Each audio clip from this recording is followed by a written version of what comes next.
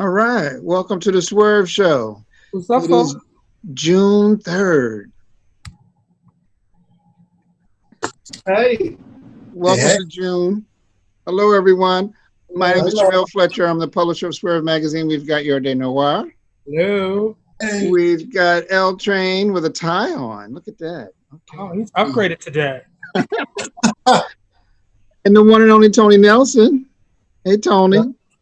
Hi, how are you? Good, good. Well, we're going to keep it moving. And I don't know what's on the show, but Your Day does. So. Alrighty. Yeah. So basically, it's We've got our cover, our May, June issue featuring Delon Burnside is up. And I've been getting good feedback on that. I posted it on Instagram the other day, and it's just been blowing up. So, hey, it's all good, It's a great interview by Darnell Moore. And then we've got a great piece on Hotter Than July. They are actually continuing to host their Pride going digital. The week of July 24th, and we're actually going to participate and host a special version of the Swerve Show to support that effort. which should be extremely exciting. I'm looking forward to that. Oh yeah, Eltrin, we lost your camera. Anyway, and so of course we've got advertising opportunities both on the show and in the magazine. And so that should be up. Okay. And so just let us know what your budget is. We'll work with it. As long as it spends at the bank. Right? Okay. Everybody looks so excited. What's Tony doing? What you doing, Tony? That's the budget. It can't be this. It shouldn't be this, but at least that. Something. Budget. Mm-hmm. It's got to at least fold. Okay. All right. Well, let's go right into it. Yarde, why don't you run this show? We got news to talk about. Yes. Coronavirus. Rona's still here. As of today, according to CNN, we have reached 106,696 deaths in the United States alone between the months of February and present day. So that's about it about Corona. She's still around. Auntie Rona's still doing what she do. It has the numbers started decreasing, or are they still increasing? They said that the numbers, a lot of the numbers have decreased in a lot of the places. However, we still have not. Again, remember we just finished with Memorial Day weekend, so we are still waiting to kind of see what the aftermath of Memorial Day weekend was, and then now we've had protests, so we don't know what numbers are going to be. So at this point, there's a meme. God, I wish I would have sent the meme for us to look at it. But you remember the meme of the chick holding her knees linked over, squinching wrong? I saw a meme that said, "Be looking out the window to see what part of Revelations we are today," and I just chuckled because that's what it really feels like. Like every day, it does feel like we're in a different part of Revelations. Well, they say that the numbers have gone down in those hot spots that like New York that it hit early, but the other locations are starting to peak. The numbers are still going up, especially in rural communities. So, and then they're also anticipating that as a result of all these protests, that we're going to see spikes. So, and again, remember the conversation that we were having after Memorial Weekend, that a lot of these places where people came to for Memorial Weekend, they weren't necessarily not a lot of blacks. technically they weren't. Technically, a lot of those people weren't from those places. They were from other places who had come into those spaces. So if they came into those spaces, let's say they picked up Corona and then they took them back to their prospective homes, then those areas, we are now going to be looking at a spike in those areas. So again, we are kind of on edge. We're not really on edge, but we're kind of on pause to kind of see what these numbers look like in the aftermath of both Memorial Day weekend and the riots. So we'll see. I was reading that Dr. Fauci is optimistic about some treatments. Oh. Did anyone Well, else see my that? question is, what happened to the daily briefings? Well, Trump then stopped that after the bleach thing, wasn't it? Yeah, I don't think he's done one since the bleach. No, he's done like one or two after that. And But then, he stopped the daily ones at that point. Yeah, definitely. But Right. it's still, So we still got the virus. I mean, the virus is still we're still living in a pandemic, and he decided he doesn't want to talk about it anymore. Is that what it is? it was just making for such bad ops, it just, I guess his people I guess Ivanka talked him out of it. She's the only voice. He was not imparting knowledge at any point in time in any of those briefs. All he was doing was avoiding all of the answers. Right. So, but I did read that Fauci was saying that there's some very promising. He's cautiously optimistic, and I read somewhere else that there could be like 29 different vaccines for coronavirus when this is all said and done. But then the Ebola virus is back on the rise in the Congo. Oh Lord, you're scaring me. Gotta research that. That's the last thing we need. Again, what part of Revelations is we on today? Oh my God, this is crazy. What part? Keep going. What else is? Well, what's next? So, I wanted to talk about we have lost a legend, an icon in our community. We lost Dr. Ron Simmons, who was the first and original executive director for Us Helping Us People into Living, which is the premier Black LGBT community-based organization in Washington, D.C. We lost him this past, I think it was over the weekend. It was Saturday, I think Friday or Saturday. I know that when I got the call, it was actually, I think it was Friday night. Actually, Thursday, past Thursday evening. Okay, then I got the call Thursday night, and I didn't post until Friday. I personally worked under Ron for almost all of my 20s. Was not prepared for his death to hit me the way that it did. I literally could not. I was getting phone calls, and I just couldn't talk about it until the next day. I will say this, that it has been over the summer. I had an opportunity to go to the Adoti retreat, where I had an opportunity to kind of have a one-on-one conversation with Ron, and was able to close out some things that I felt, and it felt good for him to say to me that he has been following me, that he's very, very proud of me and the work that I've been doing. And sometimes, for anybody who worked under Ron was like a father to everybody. He was kind of the father that you always wanted that validation from. And for me, I got that from him over the summer at the Adoti retreat. And so in hindsight, I'm extremely humbled and grateful for that one-on-one time that I had with him.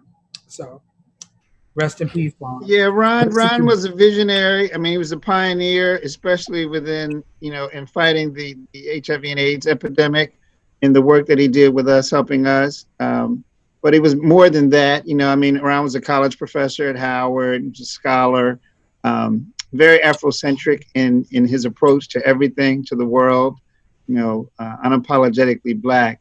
Yes. And Ron was, a great pillar in our community across the board, nationally and internationally. Right. And had it not been me, had I not been working at Us Helping Us, I would have never met Jamil. It would have never. We would have met.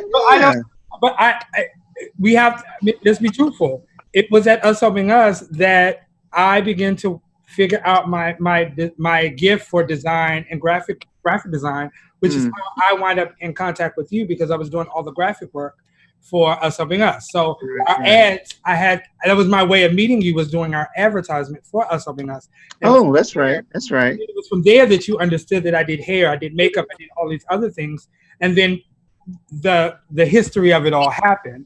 So not only did I build a career of public speaking and working with Black gay men, dealing with their own issues and challenges, but it also opened up the door for me to work with Swerv, which then opened up my career in this realm also. All right, I'll be looking for my check.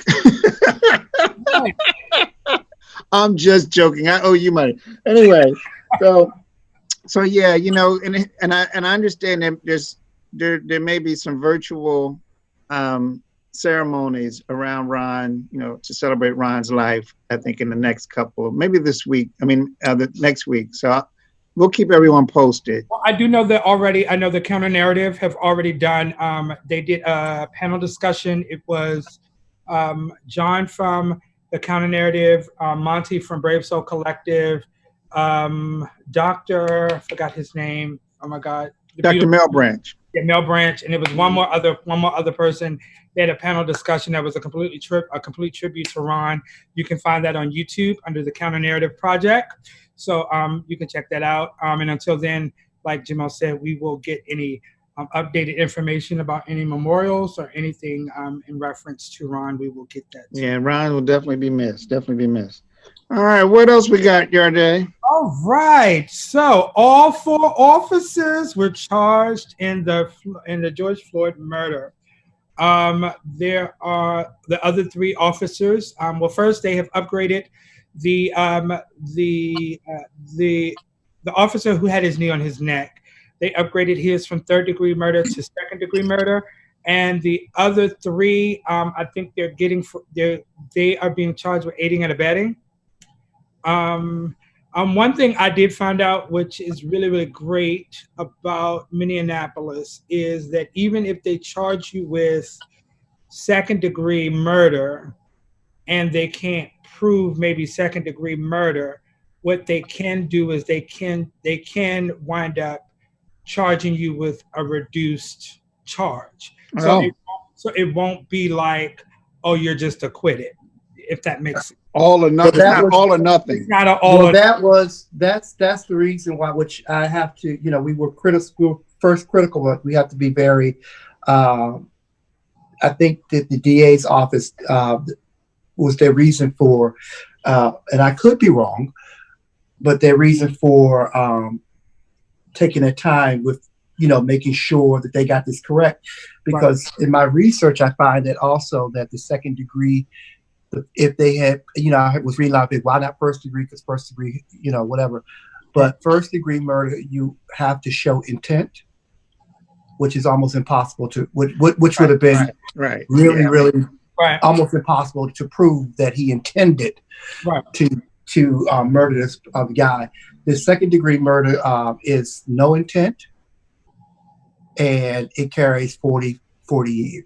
I think 40 years plus another 10 years for the other guys with aiding and abetting. Right. So I think he's going to get his just desserts. And like, what's her name? The judge from, I can't remember what's her name. The judge, the short hair, light skinned judge. What is her name? On the, I know you're talking about. I can't think of her name right now. She was on Ricky. She was on Ricky Smiley. The judge that she does one of the judge shows. The light skinned, spicy Judge Hatchett. Judge Hatchett. That's her name. She was saying that they will.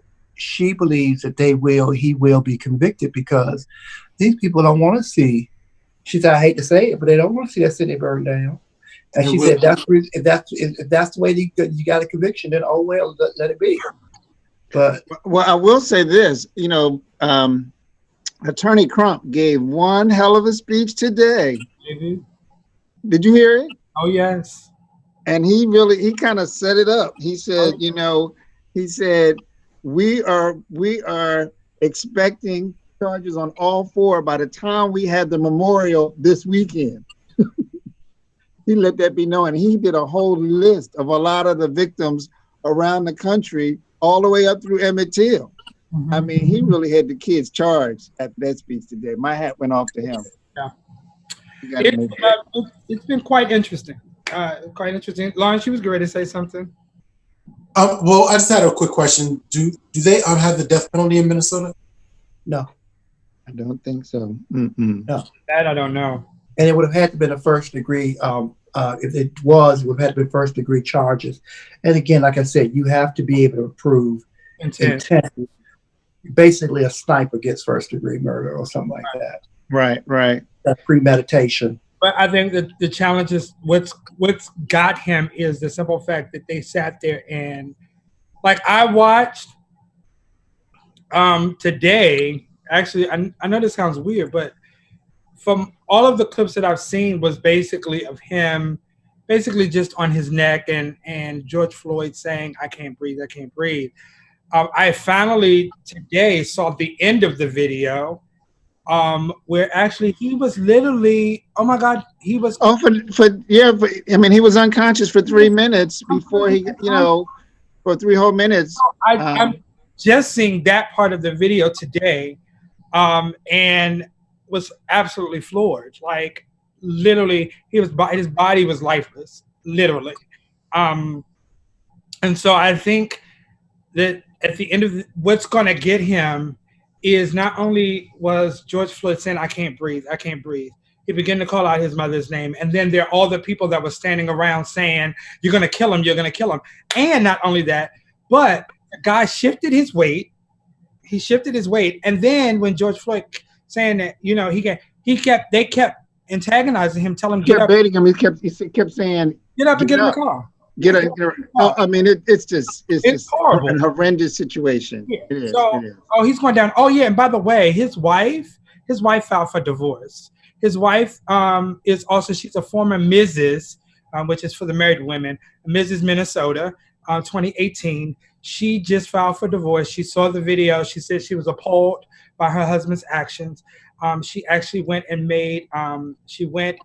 gave her condolences to the family herself, and then she filed for divorce from her husband, saying that she don't want anything from him. Baby, the whole shebang. Yeah. She would probably have to. We should keep moving, y'all. Go ahead. Let's go. Fast forward. Trump orders troops on peaceful protesters in D.C. That was a mess. A whole hot mess. So that was a mess. EJ, could you I can't. Well, I think he's showing it. I'm watching. There's an image up on the screen right now of the layout of the White House. So when let's start off with the first night. The protesters were in Lafayette Park, which, if you're looking at the map right now, Lafayette Park, there's a street, there's Pennsylvania Avenue that's right in front of the White House, and then across from Pennsylvania Avenue is Lafayette Park. That's where the protesters were the first time. And it's funny because they used to let them put up signs, and people would put their signs up and keep their signs up in perpetuity, and it would just be nothing but protest signs. But they stopped doing that in the 80s. Right.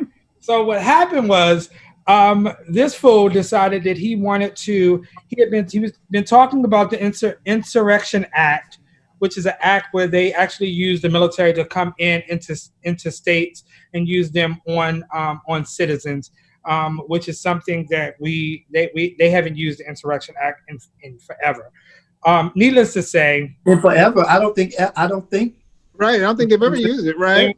That's something that's never been used, and it's almost unconstitutional. No. Okay. No. But before we even get to that point, that fool had the protesters that were protesting peacefully removed so that he could do this photo op. Well, here's the important thing to point out. His daughter, it was her idea.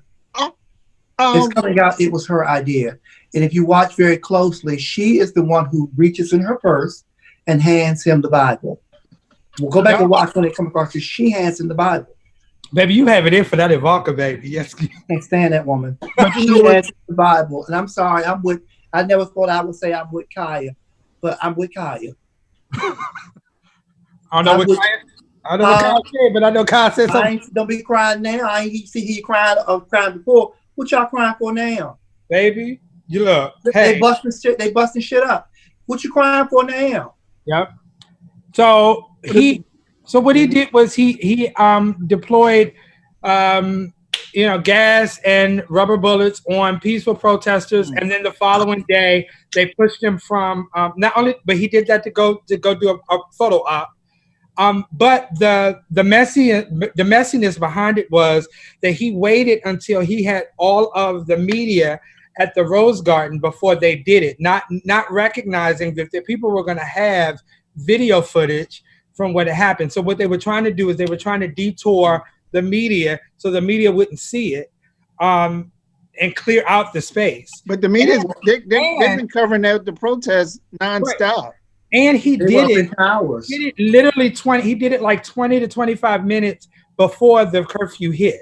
Well, so at a certain spot in his speech, where he was saying, now he's denying that he had that done, but it was time too richly for you to deny that you told them to go out and do that. And please do not let it be lost on anyone that the pastor of the church was amongst the people who got tear gas. Right, they had to remove her. She said they came and they had to get her out of the building and everything, out of space. But they were, but the church, the ministerial staff were out there giving the protesters some water, right? And they were out, and they were run down the street. They ran them down the street. So this is, I think, and I was reading some places they were saying that this is perhaps the worst photo op in the history of a president. But have you seen the version? They have a picture of him that is very comparable to Hitler. Oh yeah, and his and how he held that Bible. It's a very similar image. I saw that. But here's the crazy thing: when Pat Robertson, right? Oh Lord. Pat Robertson came out and said, "Mr. President, you have gone too far." Oh well, yeah. That says a lot. Said, he when Pat Robertson said this would be the time that we need to try to understand what people are saying and what people are going through. And for you to do what you did, you went too far. Okay. You went too far, and he said it's totally not cool. But he could go further because he's just crazy like that. But it's as per the Secretary of Defense has will not sign off on that.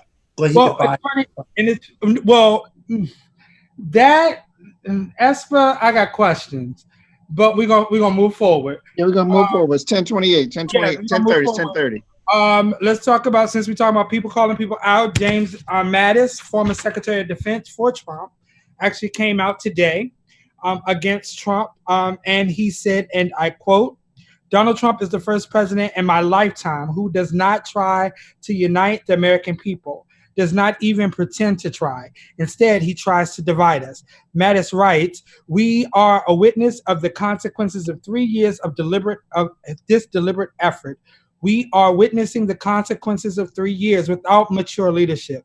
We can unite without him, draw on strength inherited in our civil society. This will not be easy, as the past few days have shown, but we owe it to our fellow citizens, to past generations that bled to defend our promise, and to our children." So basically, he served under him for 3 years. Now you want to read him? And he fast forward. He also compares Trump's rhetoric to that of the Nazis about divide and conquer of the people in the United States. So they're asking Joe Biden to set up the suggestions are for Joe Biden to set up a shadow presidency with the whole cabinet, the whole thing. You might as well start. They're telling him to do that now. Right. Yeah. Set up a whole cabinet, your whole cabinet, and do a shadow presidency. Might as well. So you can still remember. And so as we move forward, we're going this actually moves us right into PJ, can you so I want to talk about the reason why he was able to actually bring the troops into Washington D.C. is because we don't have a governor. And PJ, if you could run the clip of Mayor Bowser's her press conference the next morning, and we're going to stop it at 1 minute and 38 seconds, please. Good morning, everybody. I'm Muriel Bowser. I'm the mayor of the District of Columbia. I am joined by members of my public safety team, the city administrator for the District of Columbia, to provide a brief update and take your questions. Let me just start with this. Sometimes when we talk about statehood, people wonder why we fight so hard for it. And I think that the events of the last several days demonstrate that our fight for statehood is more than about getting 2 senators, but it's also about our right as tax-paying Americans to autonomy, and the autonomy that can only be fully achieved with statehood. Yesterday, I imposed a curfew at 7 p.m. About 25 minutes before that curfew, we note, as many people around the country noted, that protesters in front of the White House were dispersed using some form of munitions. DC police throughout the night enforced a curfew, and last night, I think the chief will confirm this number, a number of people were arrested in violation of that protest. I want to ask the chief of police, Peter Newsham, to come up and describe our response last night, and then we could take a few questions. Right. Thank you. All right. So I wanted to bring that because I've said this before. All of this broke loose before coronavirus. There have been many times that I've looked at Mayor Bowser and I had raised a brow, but I will tip my hat to her. Between coronavirus and all of this, she has done an amazing job being I mayor. think she's doing a great job. I think she's doing a great job. She's doing a great job, and keeping folks updated and informed, to say the least. I mean, Communication is amazing. yeah, and you can tell she was extremely upset that he realized that we don't have a governor. So according to this Insurrection Act, you have to have a governor to approve for military to come in. So because we don't have statehood, we don't have a governor. That's the reason why he was able to bring the military into DC and override any decision that she had decided to make. we haven't brought the military in yet. That's just the guard. Just the guard. The point is that what she's saying is that had we had statehood, he would never be able. The only reason he tried that here is because we don't have statehood. Right. Well, and then the federal government is based here. The other thing that they did that was so bad, did you see them bring that helicopter in? And that it violated a whole host of regulations. It violated the airspace. That thing was clipping trees. They made it low enough so that it was threatening. And now everybody is backtracking because a couple people are gonna lose their heads over that because that could have been disastrous. So the whole thing was disastrous. All right, it's 10:34. What we got? All right, so since we're talking about Black female mayors, let's talk about Ella Jones, elected first Black mayor in the history of 6 years after the protest of Ferguson. And she's the first female mayor too. Female and the first Black, both. She double whammy. So congratulations to her. Well, that's change. That's a sign of some change. So So what time is it? Oh, 10:35. 10:35. So do we want to go straight to this tribute to Let's do it. So this is Kedron Bryant featuring will.i.am. I Just Want to Live. It was a collabo. This young man, it was a viral sensation with a song that he did, and will.i.am merged together with him to create this one song as a tribute to George Floyd. And told me. Sorry. All right, run it. Let's kick it.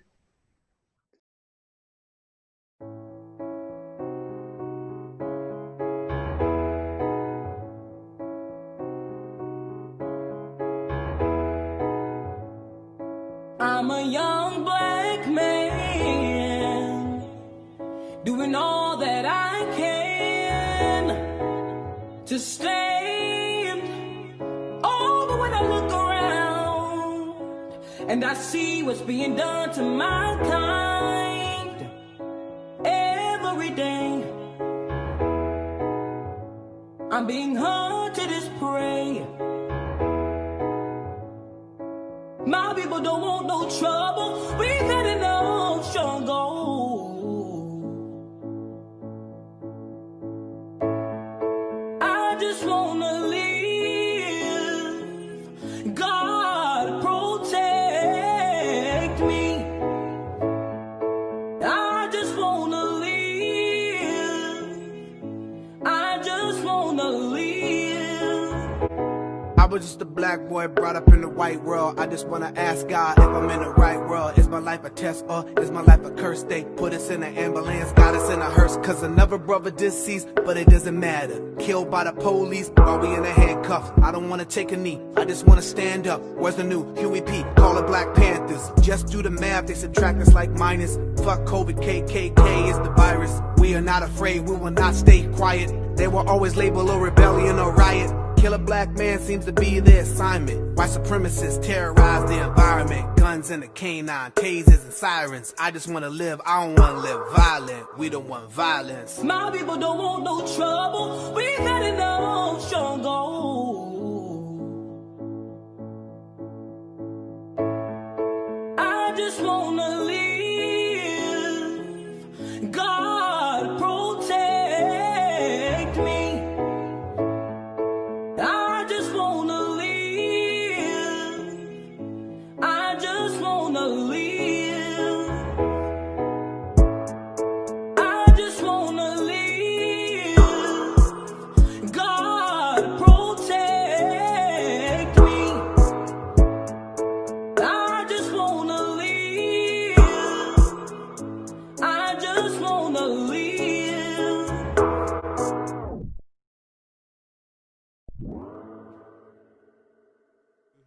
We back. Are we back? We're back. I guess we're back. We're back. That was deep. It That was was. deep. Very well put together. Very well done. Kadron Bryant, that's his name?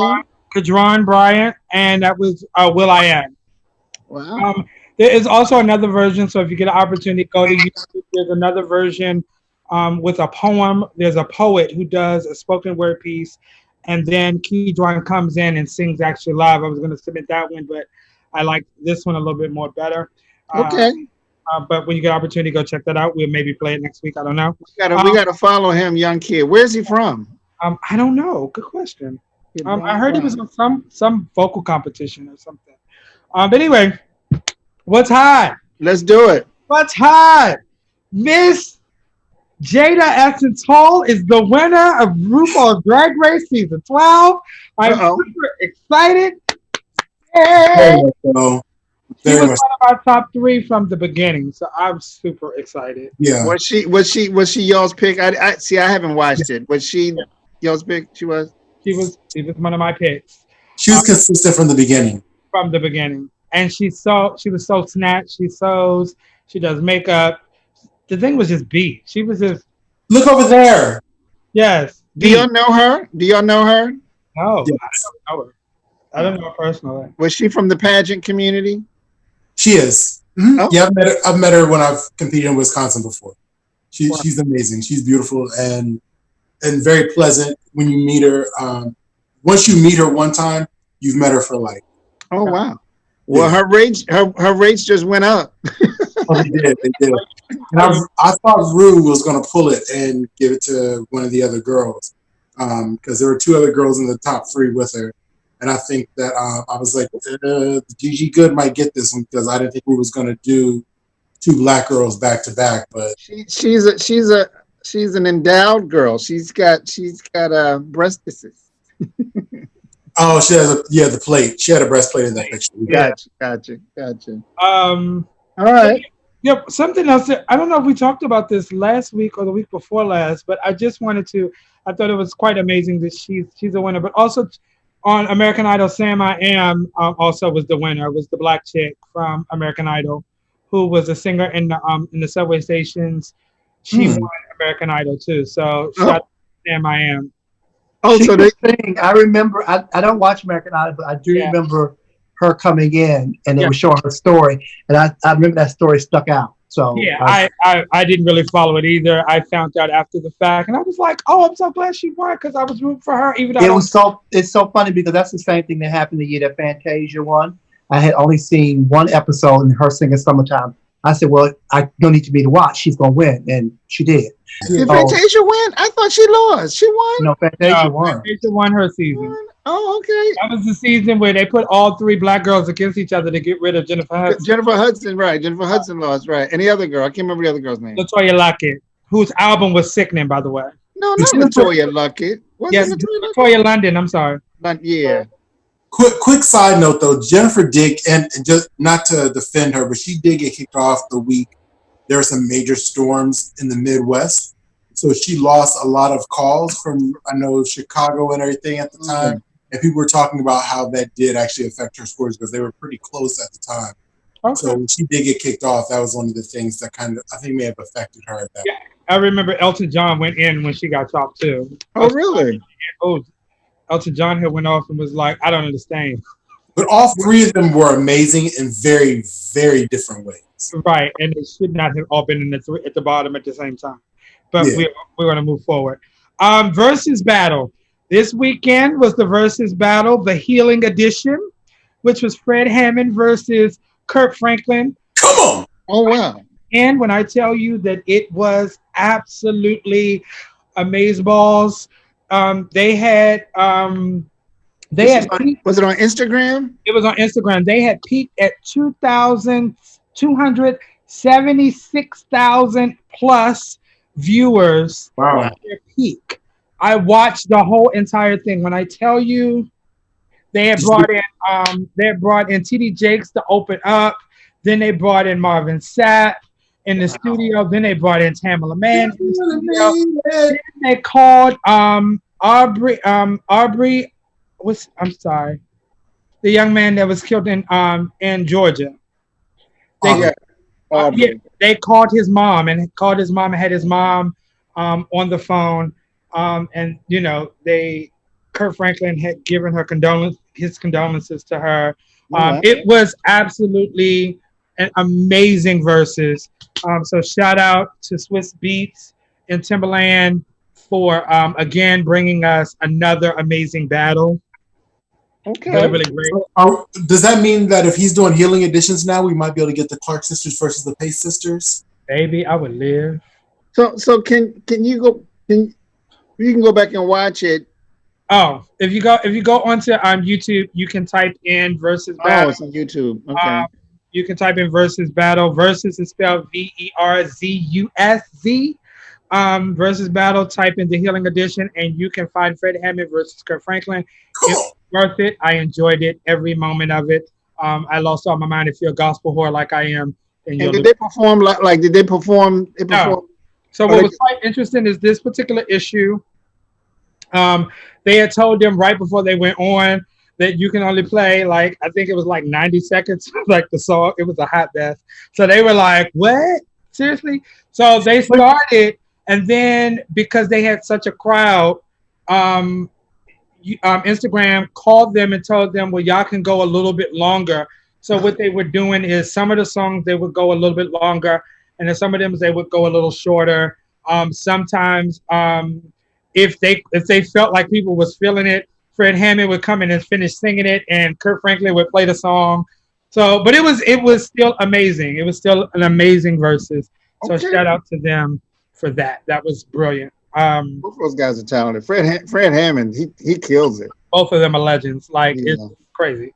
So next, Amanda Seal leaves The Real, baby. She just got on there, didn't she? About a year ago. 6 months. Yeah. 6 months. She did an interview recently. She did an interview the other day on Instagram, and she came out and she was just basically giving it's time to go because as she said, I'm a whole Black woman who she said that what she did not like is that she could not say the things that she needed to say to her Black community the way she wanted to say it. And yet still there were people who were saying things to her that weren't being checked. And so she felt like that there needed to be more Black voices from the top. And so she said that when her contract was up and she was up for renewal, and she decided y'all can have that. Deuces. I wonder what the deal was. I mean, Well, so in the beginning, I understood where she was coming from, but I will still say that I am 100% disappointed. I wish she would have stuck it out. I feel like she would have made more impact if she were fired. And I say that from a place of she's still on a national stage giving a truly Black voice to that panel that we don't always hear. Even when Lonnie Love would try to say certain things here and there, I felt like she put Amanda out there more to be that sacrificial lamb to go out there and hold the fist up. And not having her on the show anymore means there's no one that's going to be able to do that. And we're going back. I feel like we're going to go back to the corny sketches and stuff. Isn't one of the girls, one of the twin girls on there? Yep. Yeah, but that's not the point. She's very middle of the road and amiable to everyone, and you're not going to get a real opinion out of her. I feel like Amanda, for all it's worth, if she were fired, it would have made more of a headline because they already fired Tamar, who was also a louder Black woman. Oh, that's right. That's right. Tamar was on that show. To have her get kicked off of the show as well would have raised more of an eyebrow than for her to just leave.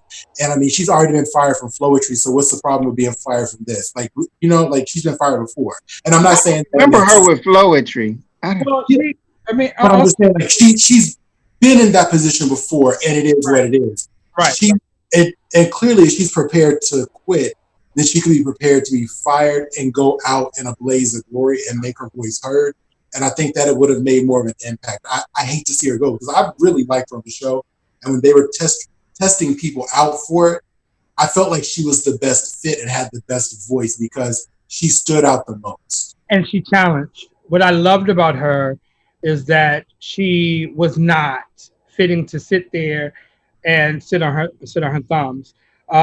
I hear the comedian. I thought she was very outspoken. Lonnie Love, is it? Lonnie Love is always putting her foot in her mouth. She does. She does. Like when she started talking about her white king and how Black men weren't doing their parts and everything else. No. Yeah, she said several things that she just Why terrible. she gonna talk about Black men? And then she and they said that she really did do Tamar in from the inside. And they would also, I had read, and I never really watched that show either, but I have read that she was not happy about Amanda Seales being on the show either. But I don't know if that's really real or not, but that was the behind the scenes.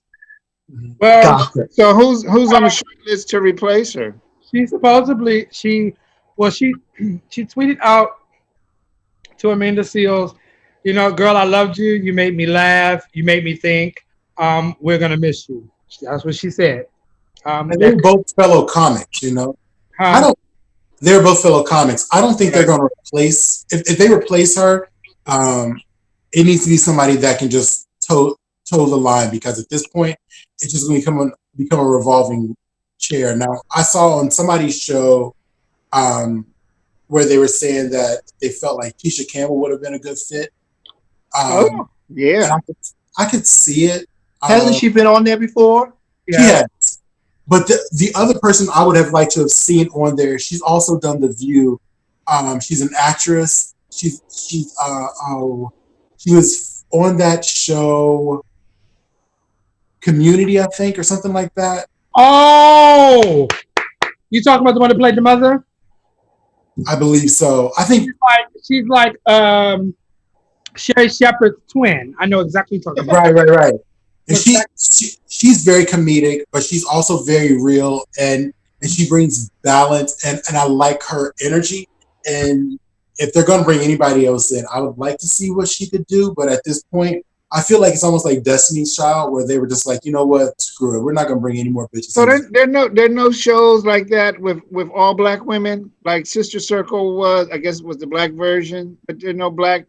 Yeah, I mean, I think the challenge is that it's not about them being Black, because I mean, Tamara is half Black. You got Adrian, who's Latino, Lonnie Love, who is Black, and then Angie, Jeannie Mai. was Jenny Ma, she black. black got, guy. got the cutest little husband, Oh, girl. little rapper. Oh, that he and her husband. Yeah, that's her fiance. Yeah, her fiance. Yeah, She got rid of her white husband. she black. She black. Black by insertion. I'm not giving her that. I like her, but I ain't giving her that. So I mean, but I think the point still remains, as Amanda said, is that the show was pretty much watered down, and that they don't have anybody really black at the top as an executive to kind of support a real black voice at the table. And they've been winning Emmys, haven't they? It was a hokey show that had no edge and did not tackle any real issues. Which is why I was excited when Amanda Seales came, because I was like, oh yes, here we go. Because she's not going to get in there and say, oh, well, you know, we should all just be peaceful and kumbaya. She'd be like, oh, hell no. It's simple, and let's talk about it. Right. And then she's going to go back and she's going to dig back into that Ivy League degree that she's got. That good old Columbia. Facts of people. And see, that's the thing. You can't stick a Mustang engine in a Ford Escort and not change the tires. And I think that's what they did. And you cannot expect everybody else to keep up with what she was doing, because they had never been at that kind of pace or on that level. And I'm not just saying they were uneducated. I'm not saying they're uneducated by any means. I'm just saying they did not have those kind of conversations with each other ever on air. Even when Tamara's niece was killed, but in that shootout at one of the clubs in California a while back, and it was really tough, and they talked about. I never heard that story. They still never. I felt like they never really got into the crux of it and dug deep on it. It was just, we're going to hold your hand, and we're so sorry you're going through. And it was very comforting, but there was no edge. There was nothing that they talked about. And I felt like when they brought her on, all right, we're going to do some talking now. And we did. Right. We did for a moment, and it got interesting. But Jamil, you hadn't heard about that. That was the last mass shooting that happened a few months back in California. No. The Tamara's niece was in one of the places, in the place when the man ran in and she got killed. I did not hear about that. Wow. Yeah. I said, we got 2 minutes, guys. We got 2 minutes. Last on the list, Faith Evans arrested for attacking Stevie J. They say Faith Evans' hands ain't no joke. They say don't mess with Faith. They say that. I've heard that several times. Let's give us a rundown on this. Well, I mean, so they haven't given all the details yet, but apparently it is a felony assault. I'm sorry, that's not funny. She's made bail, but I don't think this is surprising. I think that both of them had that kind of relationship. To me, they remind me of the modern day Bobby and Whitney. And I was just about to say Bobby and Whitney without the drugs, but knowing Faith's background, that may not be the case. So I'm just going to. She said that they were always friends. They had never been, they were always friends way before this happened. Stevie J here and there, and Stevie J does make you want to slap him a couple times. And I'm not condoning violence in any kind of way, but I can understand how that can occur. And then you look at Faith. Faith has been known to smack a woman every once in a while as well. Smack a woman. They say you do not play with Faith. But she's been arrested for drug charges before too. That's why I said with her background, I'm not going to say what for the. But what was the root of was this an infidelity issue? Because Stevie can't keep it in his pants. Right. They don't say, but Jocelyn Hernandez said when she saw Stevie J, he had 2 black eyes. Faith doesn't play, and she's from Florida too. And as Charlamagne says, all the craziest people come from Florida and the Bronx. Amen. She's from Florida. She's originally from Florida and then became a Jersey girl. And I tell people all the time, Jersey is the Florida of the North. And there you have it. Well, I hope they don't put Faith in jail. I need a new album for Faith. I love Faith. She's one of my favorite artists. She's out now. I'm sure he's not going to press charges. They're probably going to laugh it off and love it up and all that stuff and try to make some imaginary babies. I'm here for it. He's a baby machine, baby. By the way, how much time we got? Because I just want L Train to give us this rundown about this list. The list. Tell us about the list. Tell us about the list. How much time we got, PJ? We right on time, y'all. Yeah. Go. Tell us about the list. It's called Grab Your Wallet, right? Grab your wallet. So there are plenty of organizations out there that are donating to various campaigns, various things like that. But namely, the Trump campaign, especially for 2020, some of those are such as companies such as Wendy's, Taco Bell, places like that. And if you go to grabyourwallet.org, you can go to. They have a list, and it's an absolute spreadsheet. And at the bottom, you can go to different tabs, and it'll tell you why this company is unethical or what they've been doing that would raise an eyebrow as to what they're doing, what they're doing with their money. And as a consumer, although you may not give a person, or we'll use Trump for example, you may not give Trump $100 donation, but every time you go to Wendy's and get that double cheeseburger, guess what? Your money is supporting them. So use your voice and use your consumer dollars to shut some of these places down. What's it called? Grabyourwallet.org. So grabyourwallet.org.